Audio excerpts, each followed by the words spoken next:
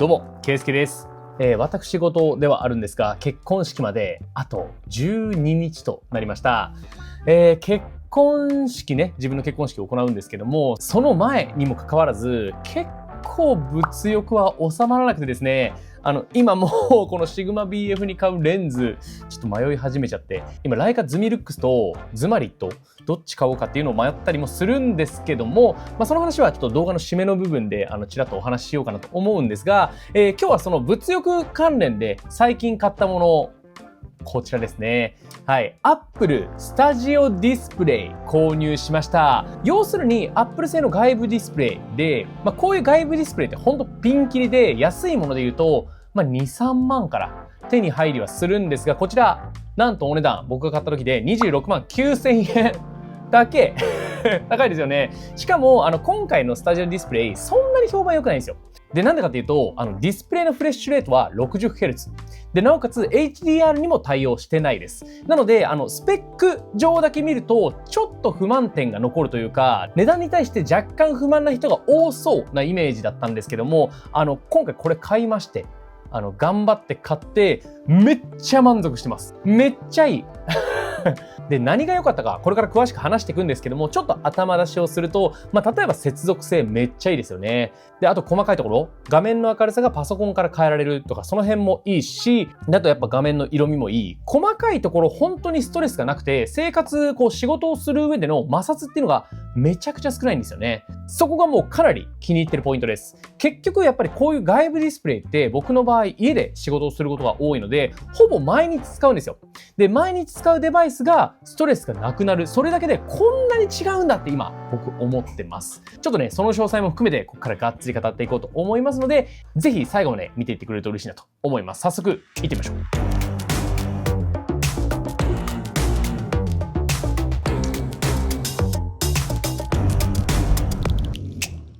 はい。ということで、改めまして今回ご紹介するのはこちら。Apple Studio Display です。で、Apple Studio Display ラインナップ大きく分けて2種類あって、Apple Studio Display 僕が持ってるモデルと、もう1個上位のモデルで Apple Studio Display XDR っていうのがあるんですよ。で、こっちは XDR にも対応してて、要は HDR とかですね、にも対応してるモデルにはなっているんですが、お値段が高くてですね、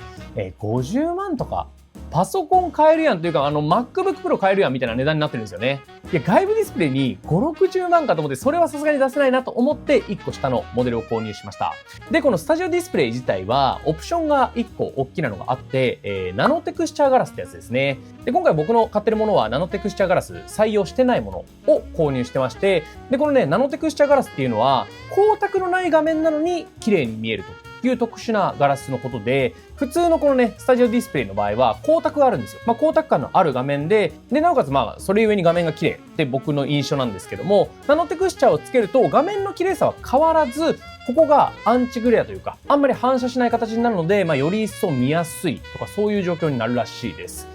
僕はね、結構これで満足してるから、ナノテクスチャーつけなくてもいいかなとは思っているんですけども、つけたらちょっとね、満足度変わるのかな、どうなのかなとも気になるところではあります。現状、これで満足しています。で、このね、スタジオディスプレイなんですけども、2022年に前のモデルが発売されていて、約4年ぐらいぶりにアップデートされています。で、前のモデルと、変わったところっていうのが、音ですね。1個は音質が良くなった。低音とかがかなり良くなって、確かにめちゃくちゃ音いいんですよ。ちょっと後でご紹介するけど。っていうのが一つ。あとね、背面に USB-C ポート4つついてるんですけども、前のモデルは Thunderbolt 3が1本で USB-C が3つついてるという構造の4つだったんですけども、今回のスタジオディスプレイに関しては Thunderbolt 5が2つ、USB-C が2つという形になっています。なので、画面をいくつかつなげる人とかは新しい方がいいかなっていう感じですね。あと変わったところで言うと、ここについてるカメラが刷新されたのと、中の入ってるチップっていうのが刷新されたぐらいで、リフレッシュレートとかは変わっていないです。なので、全体の操作感変わってないけど、細かいストレスが減って、なおかつここでこのカメラを使って、こう、ズームとかする人にとっては、ちょっとね、アップデートされてるかなというような印象です。で、それで5万アップしてる程度なので、正直普通に使う分には、前のモデルのスタジオディスプレイでも僕はいいかなと思っています。またそうだ、僕MacBook Pro 使ってるんで、ここに充電する、これケーブル1本で全部接続しながら充電もできるんですけども、ここの電力っていうのが増えてるので、その分嬉しいっていうのもありますね。ケイスケの動画。はい。で、ここまで概要を説明したんで、僕が買った理由と使っててめっちゃいいなと思うところもざーっと紹介していきたいんですけども、まず僕が買った理由としては、やっぱ作業こっちの画面でやりたいじゃないですか。ね。作業こっちの画面でやりたいんだけども、僕の場合、色編集とかをすると。写真も動画も色編集する。そうすると、Mac の画面とこっちの画面で全然色が違うっていうのが気になったんですよ。やっぱ今まで使ったね、LG のディスプレイとかもすごくクオリティとしては高いんですけども、色編集をするとかいう風になった時に、やっぱこっちの Mac とちょっと色が違うのが気になっている。それが改善できるんじゃないか。ということで購入したんですけども、思惑通り改善します。マジで同じ色で色編集とかができます。これね、すんごくストレスない。めちゃくちゃストレスなく色編集できるんですよね。例えば今ね、画面ちょっと出してないんですけども、ここで、はい、例えばライトルームとか開きますね。はい、こういう画面ですね。めちゃくちゃ綺麗なのよ。ちょっとね、画面越しだと全然伝わんないかもしれないんだけど、こういう写真とかが本当に綺麗に精細に写ります。で、なおかつ Mac との色のズレっていうのもないから、自分で自由に色編集がこっちの画面ではなくてこっちの画面でできる。大きい方の画面でできるっていうのがめちゃくちゃ嬉しいです。で、僕ね、使うときはマグネットっていうね、アプリケーションを使ってこうやってね、左右で分けたりしながらいろいろ活用してるんですけども、これも普通に便利だし、このぐらいね、大きい作業スペースがあると、左に参考の映像とか流しながら、右で色編集するとか、そういうこともできるので、色がとにかく同じっていうのはかなりありがたいですね。で、このね、色の話をすると、カラーキャリブレーションモニターっていうのも存在したりして、要は映像の業界で言うと、そのカラーキャリブレーションに合わせて色を調整しろって話もあったりすると思うんですけども、僕の場合はあくまで SNS のコンテンツクリエイターなんですよね。なので、対象としてはスマートフォンで見るとか、パソコンで見る人向けなので、できればその見てくれる人と同じデバイスの環境で再生したいんですよ。今日本の場合はやっぱ iPhone 持ってる人が多いわけで、Apple 製品で色を揃えてあげた方が一番それに近い形になるなと思って、僕はこの色は一緒だけど大きい画面で編集できるっていうのにすごく感動してます。で、良かった点2つ目、接続性ですね。ちょっと今ディスプレイ消してみました。これやっぱね、すごく良かったんですけど、今ね、ディスプレイちょっと消してみたんですけども、普通のディスプレイって接続方法2パターンあって、1個は HDMI ケーブルっていうので、モニターとつなぐパターン。そうすると画面の出力がね、モニターにされるので、画面がね、明るくなるんですけども、それだと HDMI で接続するのと、あとは充電するのとかでケーブルが2本以上必要だというデメリットがあったりします。で、最近のディスプレイに関しては映像の転送と充電も一緒にやっちゃおうということで、モニターから USB-C ケーブルが出て、そのまま挿すともう繋がると。繋がってなおかつ充電もできるっていうものが多くはなってきてるんですけども、もちろんスタジオディスプレイもそれです。もうね、こういうケーブルが1本ね、この裏に繋がってるんですけども、これをパソコンに挿すだけ、ビョンと。はい、挿すだけで、すぐに充電が開始され、なおかつ画面がこちらに転送されます。こんな感じ。すごいでしょ？めちゃくちゃいいじゃん。ね。これね、めちゃくちゃ楽です。で、これだけじゃなくて、スタジオディスプレイいいのは、本当に使ってて摩擦が少ないんですよ。例えばね、画面とかの明るさって、この Mac のコントロールバー、この右上にコントロールバーっていうのがあって、ここから画面の明るさ、音量変更できるんですよ。はい。この例えば、こっちのね、画面の明るさ、はい、ここのコントロールバーから、はい、こうやっていじることができます。普通のディスプレイだったら多分この辺のボタンポチポチポチポチって押さなきゃいけないみたいな結構めんどくさかったりするんですけども、それがここでできます。で、この辺って、ここでやれよと思うじゃないですか。最初は僕も思ったんですけども、想像以上にやっぱ良くて、このシームレスに画面の明るさが変えられる。これだけでやっぱ毎日ね、やるこの明るさを変えるっていう作業がすごくストレスなくなります。で、なおかつ、やっぱ Apple 純正じゃないディスプレイと接続するときって、ちょっとバグるときあるじゃないですか。多分ね、ディスプレイ、外部モニター使ってる人はわかると思うんですけども、なんか、せっかく接続したのに、いつも通り接続されないとか、あとは画面のフォントがちょっと汚くなるとか、画面の解像度が変わってしまう。結構あるんですよ。で、それイライラするから、もう一回接続し直したり、みたいなことをしたりするんですけども、そういうの一回も起きてないです。これ買ってもう何ヶ月だ、この前発売されたばっかなんで1、2ヶ月経ってると思うんですけども、一切そんなことないです。で、接続性でもう一個めちゃくちゃいいんだよなって思ってることがあって、これね、充電モードとクラムシェルモードの切り替えなんですけども、これなんて言ったらいいのかな、ちょっと伝わりづらいんですけど、この MacBook を閉じた状態で接続します。そうすると、ただ充電されるだけなんですよ。で、クラムシェルモードにしたいときは、開いて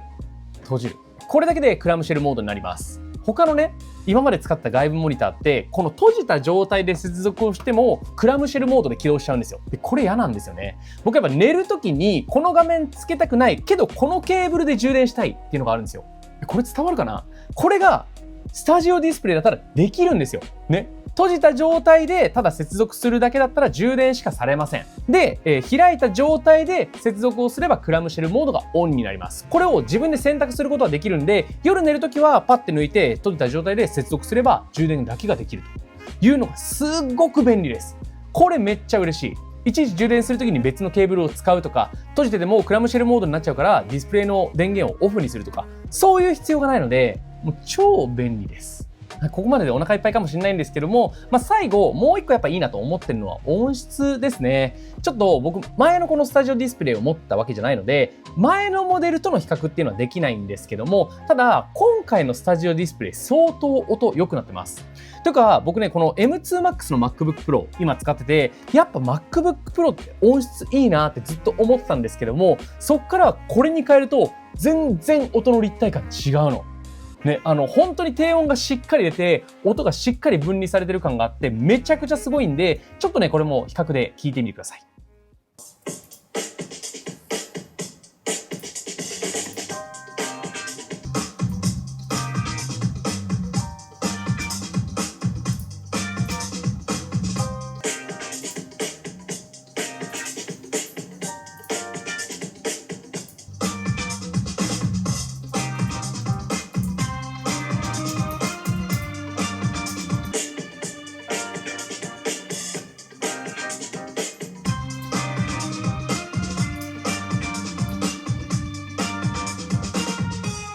ケイスケの動画。はい、ということで、いっぱい語ってきました。めちゃくちゃいいところたくさん言って欲しくなった人もいるんじゃないかなと思いはするんですけども、もちろんね、高い買い物です。ディスプレイで20数万出せる人って、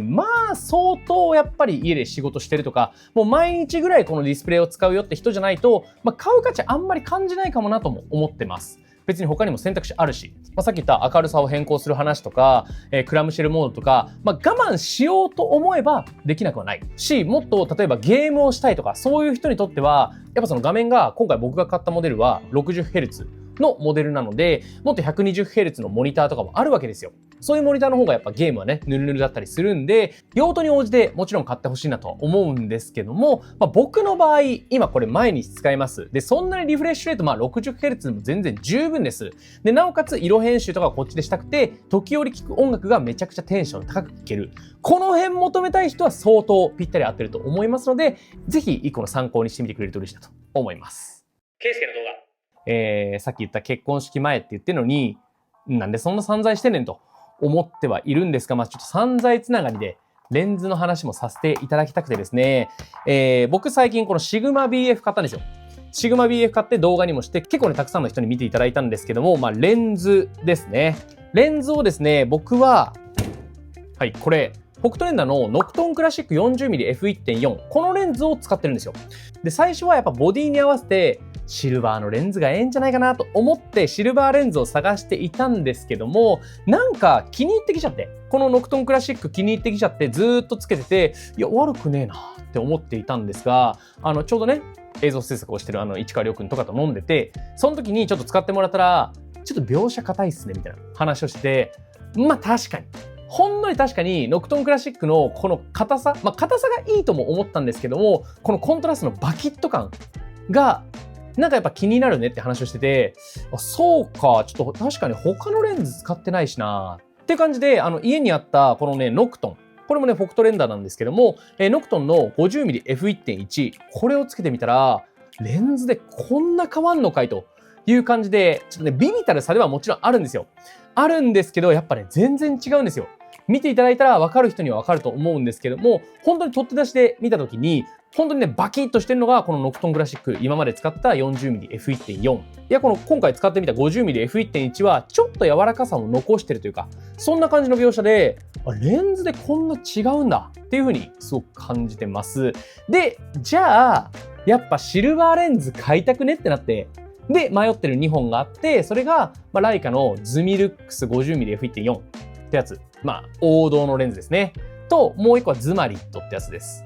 で、これは、なんかズマリットだったらシルバーレンズあるっすよみたいな話をもらって気になってるレンズで、ちょっとね、どっちにしようかなと思ってます。またね、これ購入した時には、その動画にしようと思うんですけども、もしね、使ってる人とか、こっちの方がおすすめだよっていうのとかある人とか、はたまた、新しくこのレンズどうですかというのがある人はね、ぜひコメントでも教えてくれると嬉しいなと思います。というですね、僕の散財予定備忘録でした。このスタジオディスプレイしかり、